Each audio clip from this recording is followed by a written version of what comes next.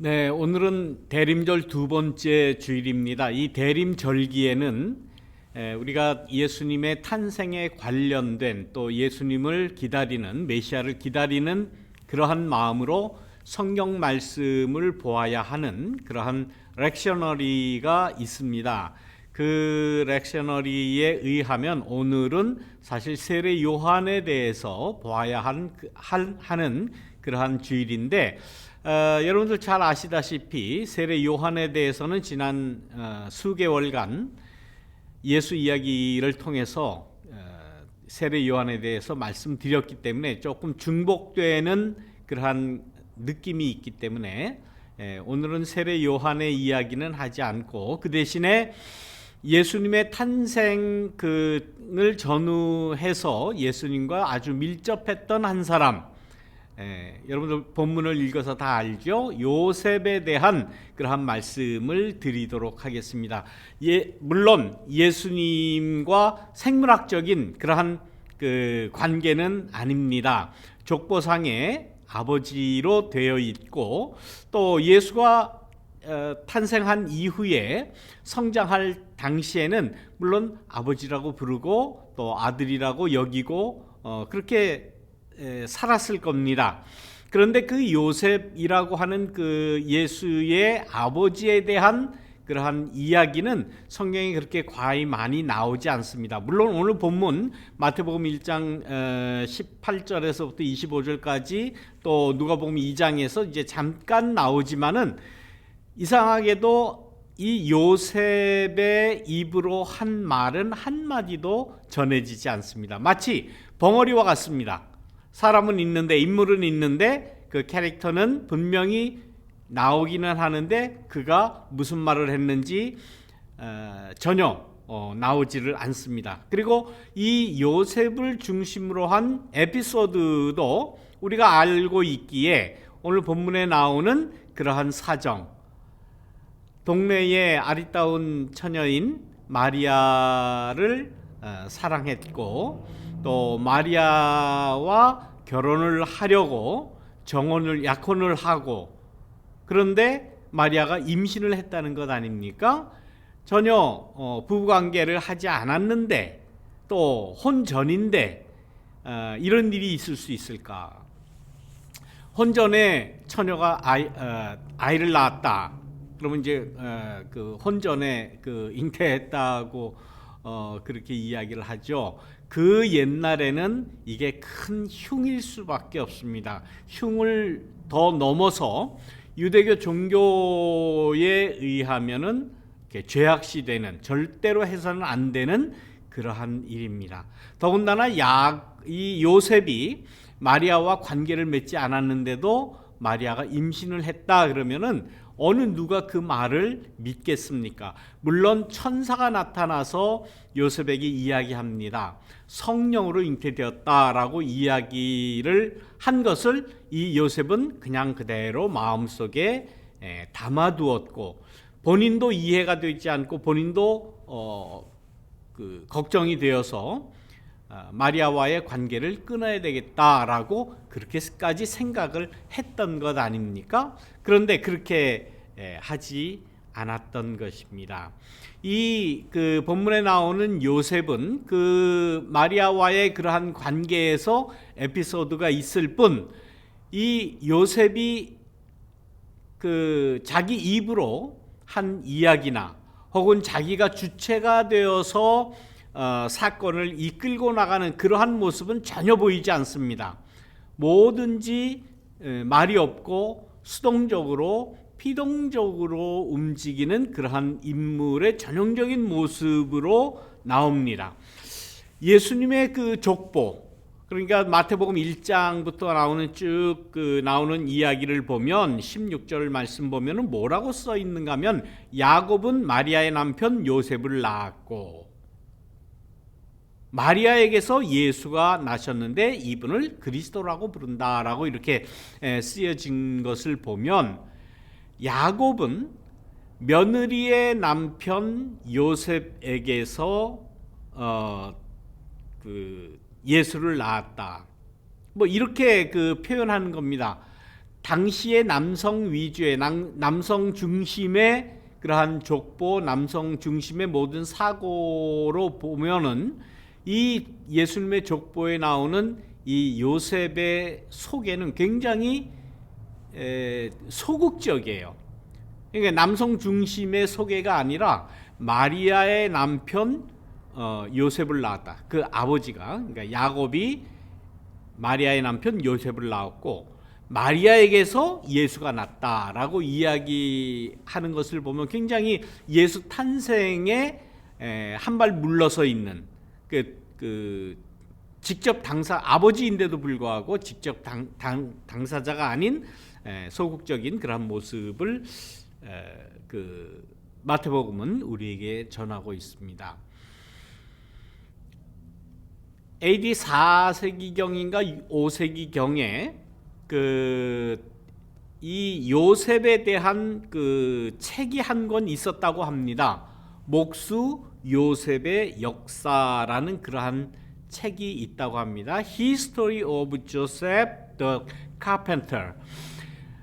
그런데 이게 누가 쓴 책인지를 알 수가 없다고 그래요. 그냥 무명의 작가 혹은 그 기록자가 썼는데 요셉이라고 하는 타이틀을 걸고 나온 책인데도 불구하고 요셉의 이야기는 없고 그 책의 전체 내용 중에 제일 많은 부분을 예수의 어린 시절에 대한 이야기가 전해진다고 합니다. 그러니까 여기에서도 역시 제목은 목수 요셉의 역사라는 그 제목을 달았을지언정 이 요셉에 대한 인포메이션이나 스토리가 별로 없다는 거예요. 역시 그 스토리에서도 책에서도 한 발 뒤로 물러나 있는 그러한 인물로 알고 있습니다.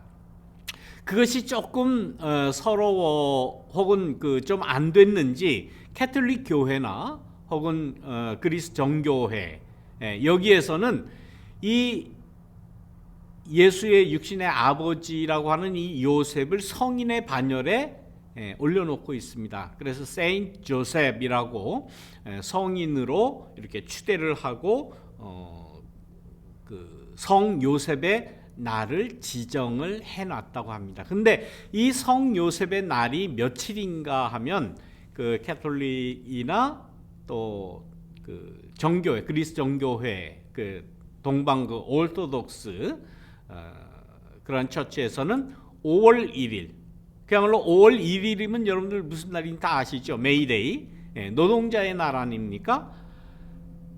그런데 이 날을 성 요셉의 날로 지정을 해놓고 있다고 합니다. 그 이유는 이 예수님의 아버지 요셉이 목수였고 노동자였다라고 하는 그 사실에 기반을 두고 그러면 5월 1일을 이 세인트 조셉스 데이라고 그렇게 하자. 그래서 그 날을 성인으로 추대하고 날도 그렇게 정했다고 합니다. 우리가 잘 알듯이 이 예수의 아버지 요셉에 대한 인포메이션이 전혀 없습니다. 아까 말씀드린 대로 마리아와 사랑을 했고 마리아와 정혼을 한 이후에 잉태했다는 소식을 천사에게 듣고 두려워서 조용히 관계를 끊으려고 했는데 두려워하지 말라고 그 마리아 데려오는 것을 두려워하지 말고 그대로 데리고 또 결혼도 해라 그런 천사의 말을 듣고 그 당시에 그 관습에 의하면 정말 율법을 어긴 여자 또 부정한 여자로 낙인 찍힐 수 있는 그 마리아를 그대로 데리고 옵니다. 그 이후에 그 동네에서 혹은 그 주위에서 어떤 그 소문에 휩싸였는지 불이익을 당했는지에 대해서는 그렇게 전해져 내려오는 말은 없습니다. 그러나 고운 시선으로 정당하다라고 본 사람은 아무도 없을 겁니다. 이 동정녀 탄생에 대한 이야기는 끝을 알 수 없이 계속 이어지는 논쟁을 벌일 수가 있는 것 아닙니까? 어떻게 이럴 수가 있느냐? 어떻게 처녀가 임신을 할 수 있고 어떻게 임신을 할 수는 있겠죠.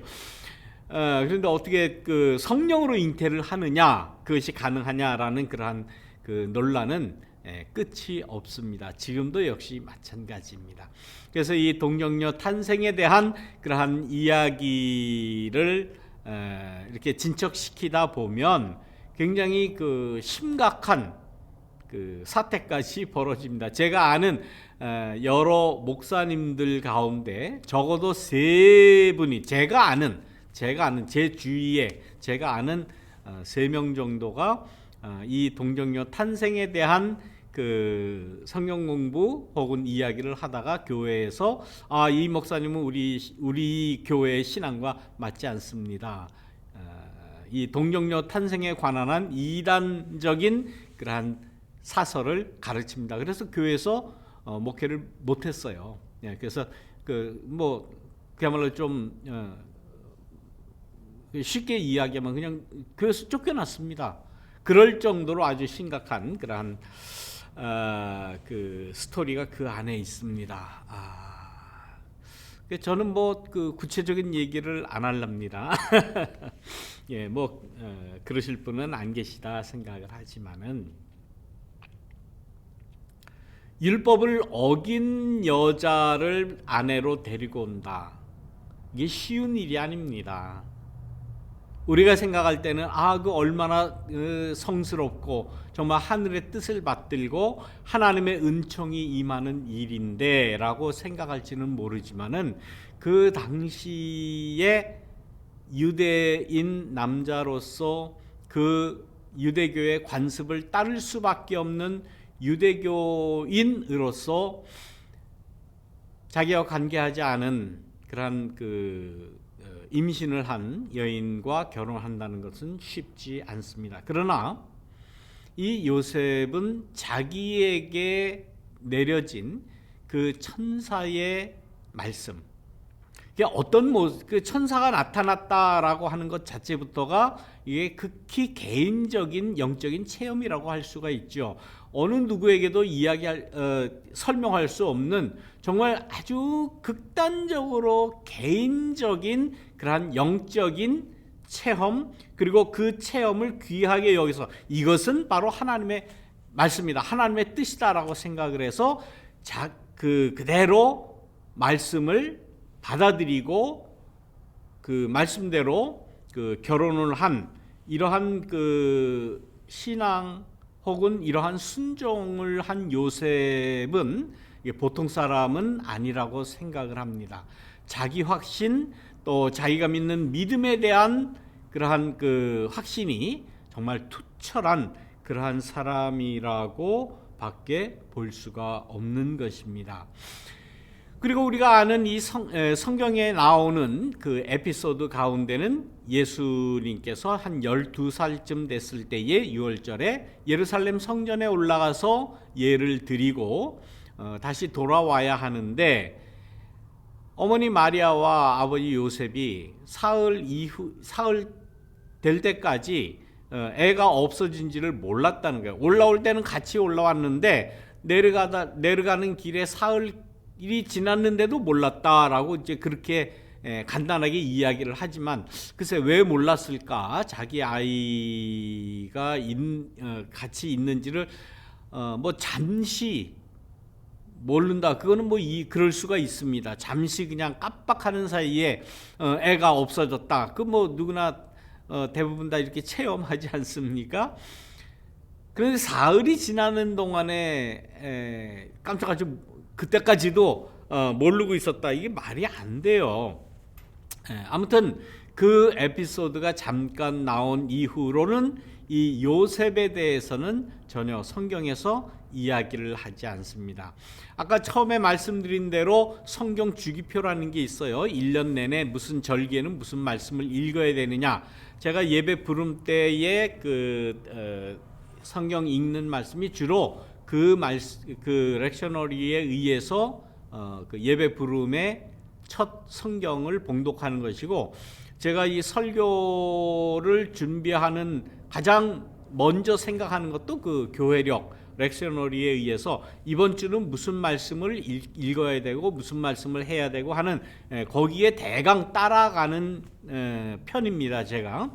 그런데 이 요셉의 이야기는 매해마다 한 번 정도는 꼭 이 절기에는 그래도 이 말씀을 읽어야 된다라고 하는 그 축에도 끼질 못해요. 다시 말하면 이 대림절에 읽어야 하는 그러한 그 성경 말씀이 쭉 있는데 이 렉셔너리가 3년에 한 번씩 이렇게 돌아가거든요. 그러니까 이 요셉의 이야기는 3년에 한 번 정도 나오는 그러한 그 말씀입니다. 그러니까 우리가 대하기가 굉장히 힘든 그러한 성경 말씀입니다. 그럼에도 불구하고 올해 보는 것은 오늘 사실은 세례 요한에 대해서 말씀드려야 되는데 세례 요한은 지난번에 많이 말씀드렸다고 그랬으니까 그러면 요셉에 대한 이야기를 우리가 자주 못하니까 요셉에 대한 이야기를 하자 그래서 말씀을 드리는 겁니다. 이 요셉은 이 예수님이 12살 때 예루살렘에 가서 어린 예수를 잊어버린 그 이후에 전혀 나오지를 않는데 그 전설에 의하면 혹은 전해져 내려오는 이야기에 의하면 아마 이 요셉도 갈릴리의 혁혁한 그러한 청년이었을 것이다. 뭐 직접적으로 성경에서 이야기는 하지 않지만은 그 추론을 해볼 때에 이 요셉의 천사의 말을 듣고 그 어이없는 천사의 말을 이것은 하나님의 말이다.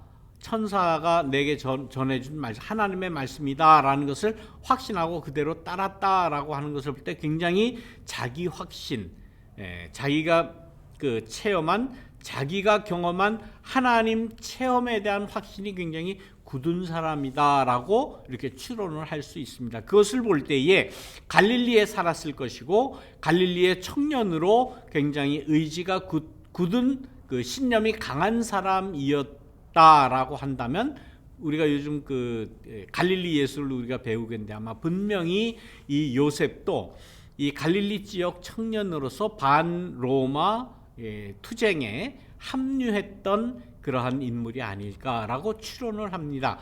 많은 기독교 역사가들이 그렇게 그냥 추론을 합니다. 물론 전해져 내려오는 이야기는 없습니다. 성경에도 그런 자세한 이야기가 없고 어느 역사서에서도 그야말로 갈릴리 촌구석에 있는 그저 평범한 청년의 이야기를 중요하게 그렇게 이야기하지 않을 겁니다. 이름이 없는 그러한 신앙인이라고 볼 수가 있죠. 이름 없는, 그러나 예수의 탄생에 아주 중요한 그러한 단서를 제공한, 예수 탄생에, 메시아 탄생에, 인류 구원에 가장 중요한 한 일을 한 사람으로 우리가 알 수 있는 거죠. 그것은 분명합니다. 예수 탄생의 주변에 많은 인물들이 나오고 또 마리아와 같은 직접적인 그러한 예수의 어머니의 이야기도 나오고 하는데 요셉은 아버지이지만은 그러나 예수와 생물학적인 그러한 전혀 관계가 없는 그러한 이유에서인지 성경에서마저 이렇게 굉장히 조금 덜 중요하게 여겨지는 인물입니다. 그런데 사실 성경에 있는 말씀 그 당시의 상황을 잘 보면 예수 탄생,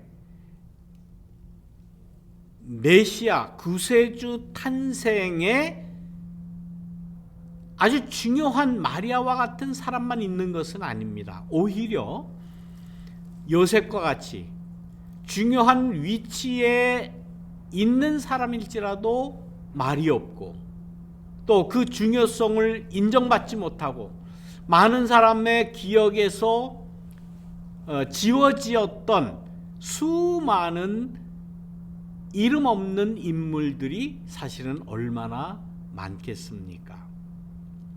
예수님께서 하나님 나라의 복음을 전파하시는 데 있어서 직접 예수님과 관계 맺고 직접 예수님께 도움을 드리고 뭐 이름을 날리고 뭐 제자라고 이렇게 나중에 추앙을 받고 하는 그런 예가 아니라 자기의 존재 자체도 전혀 나타나지 않으면서도 중요한 일을 한 사람들이 있다고 하는 사실, 그 중에 한 사람이 아마 이 요셉이 아닐까. 많은 사람들은 성탄절이라고 굉장히 즐거워하고 환호하고 또 아주 그 화려한 그러한 그 성탄절을 보내지 않습니까? 뭐 올해는 코로나 때문에 그 성탄절 때까지도 뭐 어디 나가지 말고 집에만 있어라 지금 이렇게 이야기하지만은, 그러나 우리의 마음은 막 이렇게 들떠 있고 또 흥분돼 있고 기쁨에 차 있고 하는 때가 이 성탄절 때 아닙니까? 그러나 그 기쁘고 즐겁고 흥분되고 또 기다려지는 이 성탄절이 있게 하기 위해서 존재도 없이 이름도 없이 다만 순종으로, 다만 복종으로 자기의 삶을 다 어떻게 말하면 포기하다시피 자기의 그 뜻과 계획 다 접어놓고 그 예수님의 그 구세주의 그 활동을 자기의 온 몸으로 온 존재로 도왔던 많은 사람들이 있다. 그 중에 한 사람이 요셉일 것이고, 또 우리가 생각해야 되는 그러한 그 존재들이 예수님 탄생 당시에 이름 없이 빛도 없이 그야말로 그 태어나자마자 죽었던 남자 아이들, 2살 이하의 아이들, 그 아이들이 그야말로 그 각 집에서 뭐 이름이나 제대로 불려지고 살았겠습니까? 예수님의 탄생을 그 중심으로 일어났던 그러한 역사적인 많은 사건에서 그 존재마저도 희미해졌던 그러한 사람들, 그러한 존재들이 있었다. 이름 없이 죽어간 그 수많은 남자 아가들. 요셉이 바로 그런 사람이다. 그렇다면은 이 요셉의 신앙이라는 것이 무엇이었을까? 어느 날 밤에 갑자기 천사가 나타나서 이야기할 때 그 이야기를 어떻게 받아들였어야 할까? 그 이야기를 듣고 얼마나 많은 고민을 했겠습니까? 얼마나 많은 또 실망을 했겠습니까? 그러나 결과적으로 그 천사 경험 그 안에 하나님의 뜻이 있다. 하나님의 뜻이 나에게 임했다 라고 요셉은 받아들인 겁니다. 마리아라고 내가 성령으로 잉태했다라는 천사의 말을 어떻게 받아들였겠습니까? 두려워 떤다고 그랬잖아요. 아니 세상에 어떻게 이런 일이 있을 수 있습니까? 이걸 내가 어떻게 받아들여야 됩니까? 나도 이해가 안 되고 나도 받아들여지기 힘든데 다른 사람이 나를 볼 때 뭐라고 이야기하겠습니까? 뻔하죠. 율법을 어긴 자, 더러운 자, 마리아가 당해야 할 그러한 온갖 그 소문, 차별, 오해, 이것을 그대로 감수하고 평생을 살아야 하는 것 아닙니까? 마리아뿐만 아니라 요셉도 역시 마찬가지로 그러한 오해를 껴안고 살아갔습니다. 평생을 살아갔습니다. 그러나 자기가 체험한 그 천사의 경험, 지난 주일에 말씀드렸죠. 말하자면 요셉에게 있어서, 이 마리아에게 있어서 천사가 이야기한 그 시간, 그 순간, 그 사건은 카이로스적인 그러한 사건이었죠. 하나님의 높으신 크신 뜻이 내게 임했다라고 자기는 확신을 하는 거예요. 누구도 믿지 않습니다. 지금도 예수가 동정녀 탄생했다라고 이야기하면 안 믿는 사람들 많아요. 그러나 우리는 신앙의 안에서 어떻게 믿습니까? 우리도 과학적으로 생물학적으로 이해가 안 되는 말씀이지만 신앙 안에서 받아들이는 것 아닙니까? 하나님의 아들 예수 그리스도의 탄생은 마리아에게 나타난 성령으로 인한 동정녀 탄생으로 우리에게 예수님이 왔다라고 신앙으로 받아들이는 것 아니에요? 신앙으로 우리가 받아들일 때에 어떤 설명도 어떤 그 반대도 우리는 다 물리칠 수 있는 것 아닙니까? 그래서 예수님은 동정녀 탄생하셨다라고 우리의 신앙으로 받아들이는 것 아닙니까? 마리아도 요셉도 똑같은 거예요. 똑같은 거예요. 세상에 그런 일이 어디 있을 수가 있느냐라고 이야기하지만 우리는 신앙 안에서 예수님은 동정녀 탄생으로 이 세상에 오셨다. 마리아는 동정녀로서 성령으로 잉태됐다라고 그대로 받아들이는 것 아닙니까? 거기는 어떤 다른 추론이 필요 없는 겁니다. 내가 그렇게 받아들이면 되는 거예요. 내가 확신을 하면 되는 거예요. 그 확신에 나의 신앙 온 영혼을 다 걸어놓을 수 있을 때에 예수님은 성령으로 잉태되어서 우리를 구원하기 위해서 이 땅에 오셨다. 마리아가 보여준 혹은 이 요셉이 보여준 최대의 신앙의 모범이라고 하는 것은 인간으로서 있을 수 없는, 이해할 수 없는 그 동정녀 성령의 그 잉태로 인한 동정녀 탄생을 본인 자신들이 그대로 받아들였다라고 하는 거예요. 우리의 신앙 역시 마찬가지입니다. 마리아가 가졌던 그 성령으로 잉태된 동정녀 탄생을 자기의 온몸으로 받아들이듯이 우리의 신앙 안에서 우리의 믿음으로, 우리의 믿음의 확신으로 그대로 받아들이는 것 아닙니까? 신앙은 바로 이런 거예요. 우리가 가지고 있는 이 신앙이라는 것은 과학이 아니에요. 과학으로 증명이 돼야 그게 올바른 신앙이다. 그건 잘못된 거예요. 그건 잘못된 신앙이에요. 뭐 약간 옆에 그 여담입니다만은 그 창조과학회라는 것이 있습니다. 여러분들 아마 많이 들어보셨을 거예요. 하나님께서 이 땅 그 천지 만물을 창조하실 때에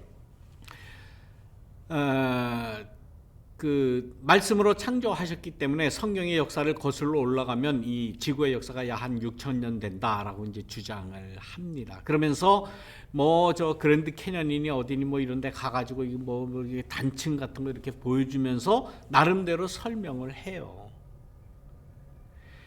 그래서 과학적으로 하나님께서 천지 창조하신 것이 맞다라고 증명을 보입니다. 그거는 잘못된 거예요.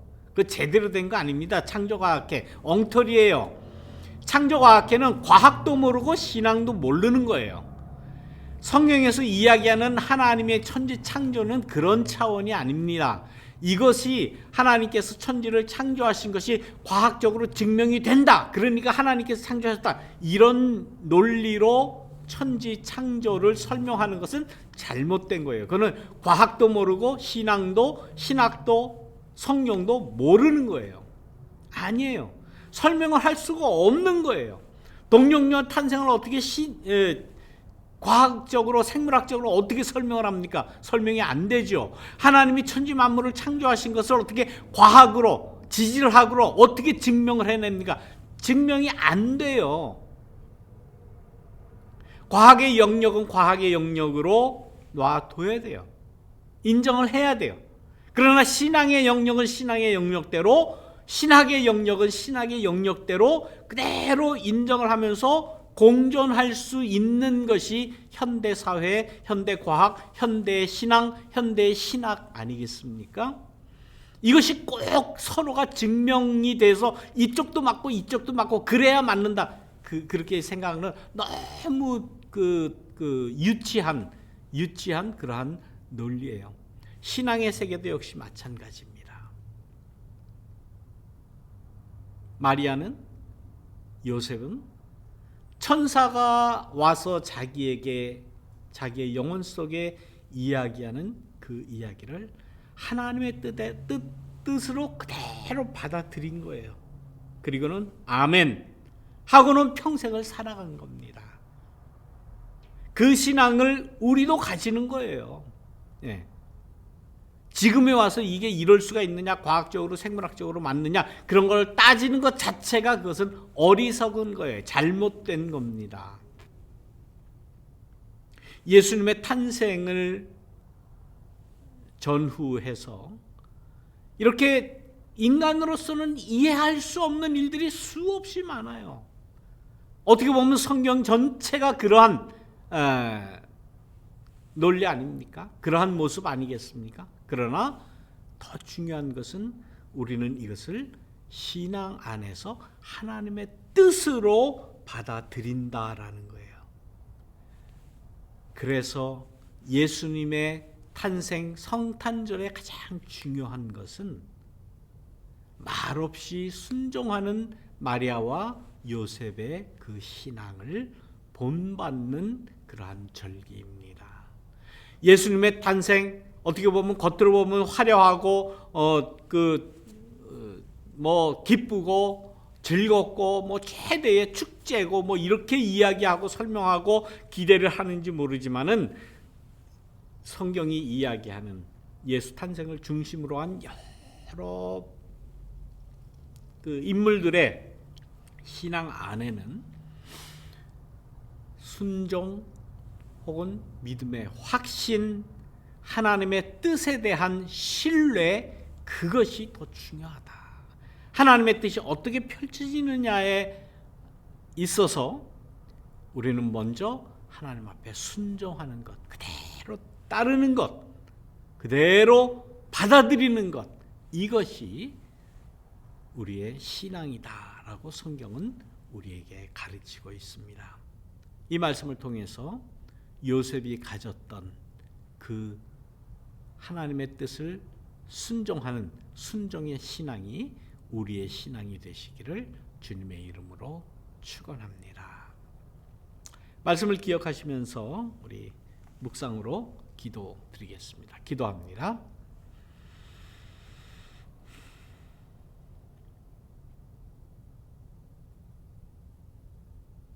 하나님, 아기 예수님의 탄생을 통해서 우리에게 구원의 은혜를 허락해 주심을 감사합니다. 우리는 성경을 안다고, 알려고 한다고, 혹은 신학을 배우려고, 배운다고 하면서 얼마나 과학적으로, 논리적으로 따지고 또 분석해내고 헤쳐내고 찾아가고 얼마나 많은 노력을 하는지 모릅니다. 그러나 하나님의 그 크시고 높으신 구원의 은총에 대해서 그대로 하나님의 뜻을 받아들이려는 자세는 우리가 없었음을 주님 앞에 고백을 합니다. 오늘 요셉을 통해서 우리에게 내리시는, 마리아를 통해서 우리에게 전하시는 하나님의 말씀을 다시 한번 생각하며 받아들입니다. 공부하며 따지며 논리적으로 설파하기 전에 하나님의 말씀, 하나님의 뜻을 우리의 신앙 안에 그대로 침묵하면서 따지지 않으면서 논리적으로 펴나가지 않으면서 그대로 받아들이는 신앙을 우리에게 허락하여 주시옵소서. 예수님의 이름으로 기도드리옵나이다. 아멘.